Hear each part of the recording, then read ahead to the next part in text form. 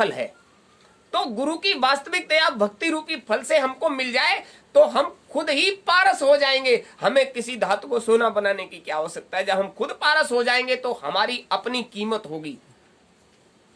पारस को कभी आभूषण नहीं बनाया जाता। क्यों भक्त विचार करता है कि हम गुरु के सानिध्य में आकर पारस हो जाएं? क्योंकि पारस मणि को किसी का आभूषण नहीं बनाया जाता। पारस मणि के संपर्क में आने से जो धातु सोना बन जाती है, उस धातु को कूट पीट कर आग में जलाकर उसका आभूषण, मतलब हमें आभूषण बनने की कोई शौक नहीं है। हमें संसार का सौंदर्य बनने की कोई शौक नहीं है। हमें संसार में अपनी चमक बिखेरने की कोई शौक नहीं है। हमें संसार को अपनी कीमत जताने की कोई शौक नहीं है। हम चाहते हैं कि वो भक्ति का रस दया रूपी सागर से निकलकर हमको सराबोर कर दे और गुरु की दया से हम खुद पारस हो जाएं, ताकि लोग हमें गुरु महाराज के नाम से जाने। अब इसमें आपका कोई लाभ लक्षण नहीं है। गुरु की जब दया उतरती है तो उस दया का जो लाभ मिलता है, वो जिसको लाभ मिलता है वही जानता है। हम आप सब बैठे जब संसार से थक हार जाते हैं, जब हमें ये लगता है कि अब संसार का कोई भी जर्रा हमारी मदद करने वाला नहीं है, लगता है कि अब संसार में कोई हमारी मदद नहीं कर सकता, तो हम कहां जाते हैं? उस परमात्मा की शरण में। और उसके आगे जब हम पहुंच जाते हैं और सीधे से कहते हैं, मालिक अब तुम्हारे अलावा संसार में हमारा कोई नहीं। जब आप प्रार्थना करते हो, मेरो तुम बिन नाथ न कोई, मतलब तुम बिन यानी तुम्हारे अलावा अब संसार में हमें मदद देने वाला कोई, तब मालिक सोचता है कि अब जीव हमें अपना समझने लगा है। अब इसको लगा कि पूरा संसार संसार में ही रह जाता है, और जब इधर से चलते हैं तो गुरु के अलावा कोई भी संभाल करने वाला नहीं होता, क्योंकि उधर के संसार से तो आपका परिचय नहीं है। शरीर में जब तक हो तब तक इस संसार से आपका परिचय, और शरीर से जैसे ही तुम निकलोगे तो उस संसार में आपको जाना पड़ेगा जिस संसार से में आपका कोई परिचित नहीं है। और उधर अगर आना जाना हो जाए तो परिचय हो जाए। जब इधर गुरु महाराज के दरबार में आते जाते रहे तब परिचय हुआ कि गुरु महाराज की दया होती क्या है। तो जब उधर आना जाना हो जाएगा, आने जाने की युक्ति गुरु के अलावा कोई बता नहीं सकता। आने जाने की युक्ति आने लग जाए तो ये संसार की सारी दौलत जो है वो अपने आप ही छोटी पड़। लेकिन रहना तो आपको संसारी में है। गुरु महाराज क्या कहा करते थे, बच्चा जब कार्यक्रम हो तो इधर आ जाया करो, और काम पूरा होने के बाद ऐसे उड़ जाओ जैसे दाना चुगने के बाद चिड़िया फुर्र से उड़ जाती है, और वहीं जाओ जहां तुम अपने घर परिवार और समाज में रह रहे हो। वहां खेती बाड़ी नौकरी दुकान दफ्तर खून पसीने मेहनत और ईमानदारी से खूब कमाओ। इस शरीर का भरण पोषण और इस शरीर से संबंध रखने वाले जितने लोग हैं सबकी व्यवस्था करो। उसी व्यवस्था में से थोड़ा सा समय निकाल कर अपनी जीवात्मा के लिए थोड़ा सा उद्यम करो, थोड़ा सा प्रयत्न करो, थोड़ा सा प्रयास करो। क्योंकि इस शरीर को चलाने वाला जो जीवात्मा है, इसके बारे में अब तक तुम्हें बताने वाला कोई नहीं मिला। जो भी मिला उसने ये बताया, ये फलां देवता है, ये फलां देवता है, ये ईश्वर है, ये भगवान है, ये नदी है, ये पहाड़ है, ये वृक्ष है, ये संसार है, ये तुम्हारे लिए तुम्हारी व्यवस्था की एक रूपरेखा है। लेकिन किसी ने ये नहीं बताया कि शरीर में आए कहां से, और जहां से आए वहां कैसे पहुंचेंगे। हम किस देश के रहने वाले हैं, जहां के भी रहने वाले हैं, इस शरीर में कैसे फंस गए, और फंस भी गए तो इसमें से निकलेंगे कैसे, और निकल कर भी जाएंगे कहां। तो ये गूढ़ बातें हैं, और गूढ़ बातें तभी सामने रखी जाती हैं या तो मालिक का दरबार लगा हो या कोई गूढ़ तत्व को जानने के लिए इच्छुक हो। गूढ़ तत्व साध दुरावे आरत अधिकारी, जहां आर्त भाव से जब आप पहुंचोगे तो आप समझ लीजिए गुरु महाराज के दरबार में जो भी पहुंचता है वो आर्त भाव वाला ही पहुंचता है। जब तक भाव आर्त नहीं होता तब तक वो मालिक के दरबार पहुंचता ही। पूछिए, आर्त भाव बता रहे हो? वोट मांग रहा है सबके पे आर्त भाव, ऐसे सबके भी छाप जाए कब हम गए ना आए ना। अभी बताएंगे आपको। देखिए, कभी मत आइए। गुरु महाराज ने एक बात कही थी कि हमारा काम कभी रुकता नहीं है, तुम नहीं करोगे तो हम भूतों से करवा लेंगे। समझ लीजिए उन्होंने क्या कहा। मालिक का काम कभी नहीं रुकता, लेकिन मालिक जिससे सेवा लेना चाहते हैं वो सेवा करना नहीं चाहता तो उस पर भूत सवार होगा और वो गुरु महाराज के दरबार में आएगा, हुजूर अब तो भूत सवार हो गया। पांचों दूत भूत अस लिपटे। ये इलेक्शन भूत है। एक भूत है जिसने इच्छुक लोगों को पकड़ लिया। इच्छुक लोगों को पकड़ लिया। उनकी इच्छा गुरु महाराज के दरबार आने की क्यों हुई? क्योंकि इसी बहाने उन्हें गुरु महाराज के दरबार में हाजिरी दिलानी है। ये जो अभी चर्चा चल रही है, आप क्या समझ रहे हो मां साहब? अभी जो चर्चा चल रही है, इसका जो फिल्म तस्वीर बन रही है, अभी आपकी हाजिरी हुई थी ना, तो आपकी हाजिरी आप सोच रहे होगे कि यही हो गई। हर मंडल के बादशाह के दरबार में आपके अस्क को उतार कर गुरु महाराज के चरणों में लौट कर उनसे कहा, हुजूर इनकी हाजिरी कर लीजिए, बड़े भाग्यवान हैं। आपसे क्या कहा? आज हम सब बड़े भाग्यशाली हैं कि मालिक के दरबार पहुंचे और मालिक की दया से तुम्हारा अस्क, उसकी हाजिरी उन सभी दरबारों में पहुंच गई जिनको तुम ख्वाब और कल्पना में भी सोच। और कभी जब इधर से छोड़कर उधर जाना होगा और वहां जब पहुंचोगे तो आपका चिट्ठा खोलकर देखा जाएगा तो ये कहा जाएगा एक बार ये वहां उस दरबार में गए थे। क्यों गए थे ये तो बाद की बात है, लेकिन तुम इसी बहाने से मालिक के दरबार पहुंच गए। और गुरु महाराज ने क्या कहा?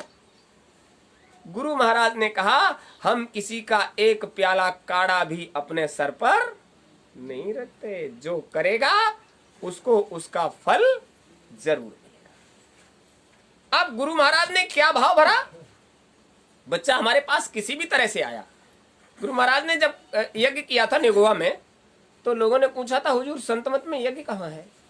तो उन्होंने कहा, बच्चा ये चारों तरफ है वेद और ये बीच में है लवेद। हम यज्ञ की व्यवस्था नहीं करेंगे तो अभी जो संसार में लोग हैं उनकी श्रद्धा यज्ञ से जुड़ी हुई है। इस यज्ञ में अपनी संसार की समस्त समस्याओं को लेकर वो आएंगे। उनकी समस्याओं की आहुति यहाँ यज्ञ में दी जाएगी और कामनाओं को पूरा किया जाएगा। और जब उनकी समस्याओं का समाधान होगा, कामनाएं पूरी होंगी, तो उनके अंदर श्रद्धा विश्वास और प्रेम अपने आप ही प्रस्फुटित होगा और वो खिंचकर अपने आप चले आएंगे। और जब वो हमारे पास आएंगे तो हम वो बात भी उन्हें बताएंगे जिसके लिए उन्हें मनुष्य का शरीर मिला है। कितनी बड़ी बात। गुरु महाराज ने कहा था, बच्चा तुमको अगर संसार न दें तो तुम हमारे पास कभी नहीं आओगे, क्योंकि तुम्हारा अंतःकरण संसार से जुड़ा हुआ है। इसलिए पहले तुम्हें संसार देंगे और जब संसार की कामनाएं पूर्ति होगी तो तुम अपने आप ही हमारे पास आकर इस इच्छा से कि संसार तो कम से कम मिलेगा। लेकिन होता क्या है, जब संसार मिल जाता है तो लोग मालिक को छोड़ देते हैं। भूल जाते हैं। एक प्रेमी हमारे गए थे गुरु महाराज के पास, बहुत तनज्जुली थी, बड़ा परिवार था। गुरु महाराज के पैरों पड़कर फूट फूट कर रोने लगे। हुजूर महाराज ने पहले तो कुछ कहा नहीं, फिर सोचा अब बच्चा आया है तो सर पर हाथ फेर कर कहा, अरे भाई उठो उठो, बात बताओ, बात तो बताओ। अच्छा, तन की जाने मन की जाने चित्त की जाने चोरी, ऐसे गुर से क्या छिपाए जिसके हाथ में डोरी। तुम्हारे अंदर जो भी भाव है मालिक अंदर से सब झांक कर देख रहे हैं क्या है। फिर भी कह रहे हैं उठो उठो और अपनी बात बताओ। उठकर बैठ गए, घुटनों के बल हाथ जोड़कर अश्रुपूरित नेत्रों से उन्होंने कहा, हुजूर अब तो बच्चों का पालन पोषण भी बहुत मुश्किल हो गया। अरे तुमने हमको पहले नहीं बताया, क्या दिक्कत है? हुजूर ये समस्या है, क्या करें? गुरु महाराज ने कहा, अच्छा जाओ, अभी ये समय चल रहा है, इस वक्त जाकर अपने खेत में ये वाला फसल बो देना, सारी खेती में यही फसल बो देना। और जब फसल पककर तैयार हो जाए तो उसमें से थोड़ा सा हमारे पास ले आना, थोड़ा सा हमारे पास ले आना। जो फसल बताई बो दी, पूरी खेती में एक ही फसल। अब लोगों ने कहा इधर ये चीज होती नहीं, तुमने इसको बो दिया, इसका क्या करोगे, कैसे करोगे, पता नहीं। गुरु महाराज ने मन में विश्वास है, गुरु महाराज ने कहा है, और फसल ने इतनी अच्छी पैदावार दी कि उसमें से कुछ लेकर गुरु महाराज के पास पहुंचे। हुजूर महाराज आपकी दया हो गई, बहुत अच्छी फसल हुई और इतना फसल पैदा हो गई है, आपका क्या आदेश है, हम उसमें से थोड़ा सा आपके लिए ये लाए। वहां प्रेमी लोग खड़े थे, उन्होंने कहा बच्चों इसको भंडारे में डालो, जाओ। भेज दिया भंडारे में। गुरु महाराज ने कहा जाओ, उसमें से अपनी जरूरत भर का तो रख लेना और उस सबको बेचकर अपने उस खेत में आधा खेत अपने इस्तेमाल के लिए और आधे खेत में हमारे नाम से गन्ना बो देना। आधा खेत अपने इस्तेमाल के लिए और आधा खेत में हमारे नाम से गन्ना बो देना। वो फसल जब बेची तो बहुत अच्छी हुई, बढ़िया भाव मिला और उन्होंने वही किया, आधा खेत अपने निजी इस्तेमाल के लिए, आधे में गन्ना बो दिया और गन्ना जब तैयार हुआ तो नई फसल थी, गन्ना बहुत अच्छे से तैयार हुआ। उन्होंने जाकर फिर सूचना दिया, हुजूर गन्ना बहुत अच्छे से हुआ है। अरे कि तुम्हारे पास कुछ बचा है जेब में? हाँ हुजूर है। तो फिर ऐसा करो, आप पावर लगा दीजिए।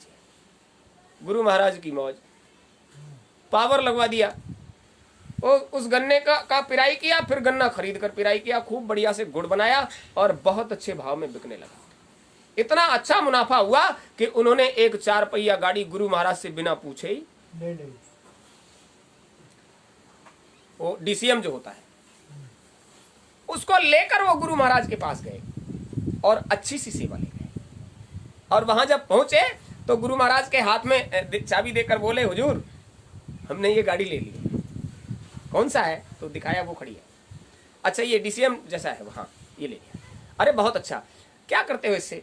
हुजूर अब वो पावर लग गया है, तो जैसे लोगों का गन्ना आ जाता है, उसका गुड़ बनाकर उनके वहां पहुंचाने में, भाड़े का गन्ना लाने में और गुड़ पहुंचाने में जो भाड़ा होता है उससे बहुत अच्छा कमाई हो जाती है। अच्छा ये बताओ, अब बच्चों की सेवा सही से हो रही है? बोले हाँ हुजूर बहुत अच्छे से। अब गुजारा बढ़िया से हो रहा है? हाँ मालिक बहुत अच्छे से हो रहा है। अच्छा बहुत अच्छा। गुड़ बढ़िया से बिक रहा है? अरे खूब अच्छे भाव बिक रहा है, अच्छा प्रॉफिट हो गया। अब सोचिए जिसको घर में खाने को न हो, हुजूर महाराज ने एक ही सरसों का फसल पैदा करवाया, उसके बाद गन्ना बुवाई करवा दिया।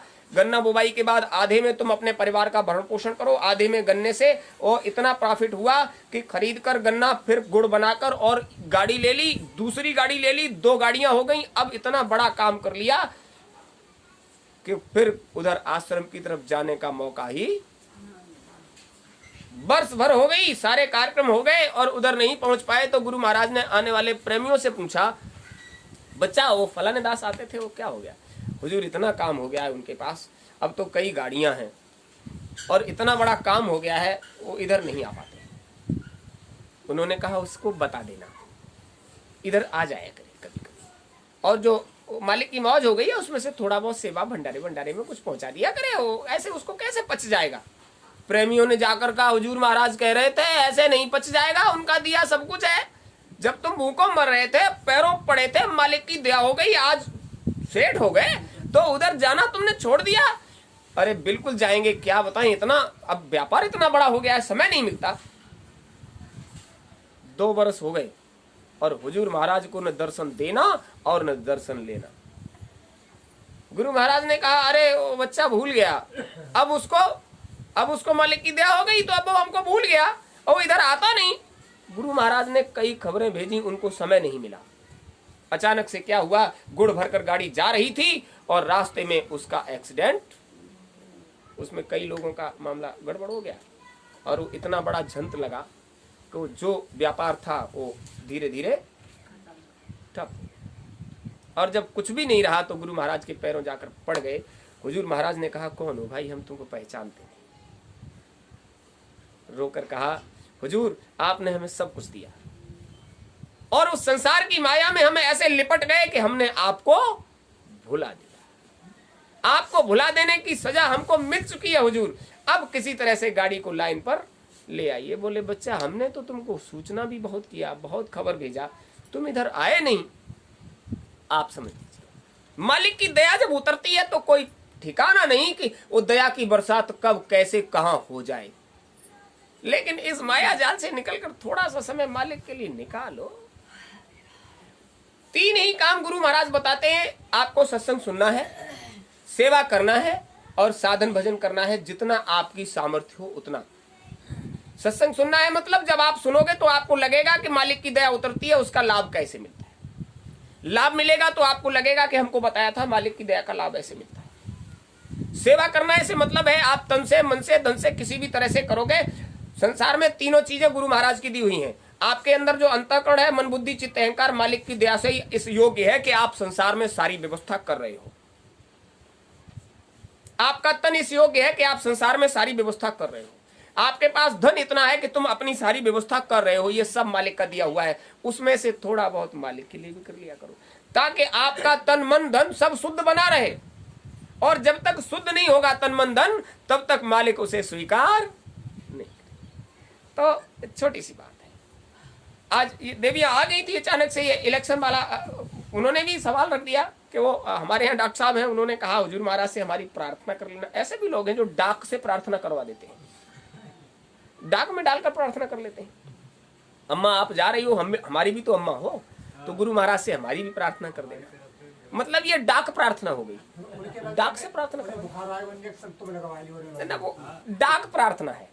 तो गुरु महाराज के लिए डाक आई कि हमारी प्रार्थना, हुजूर महाराज के लिए तो जो कुछ करोगे वो जो करेगा। यहाँ तो सीधा सिद्धांत है, जो आएगा सो पाएगा, और जो नहीं आएगा वो घर में पड़ा पड़ा पछताएगा। आओगे तो कुछ न कुछ जरूर मिलेगा, और नहीं आओगे तो मालिक दया किस पर कर देंगे।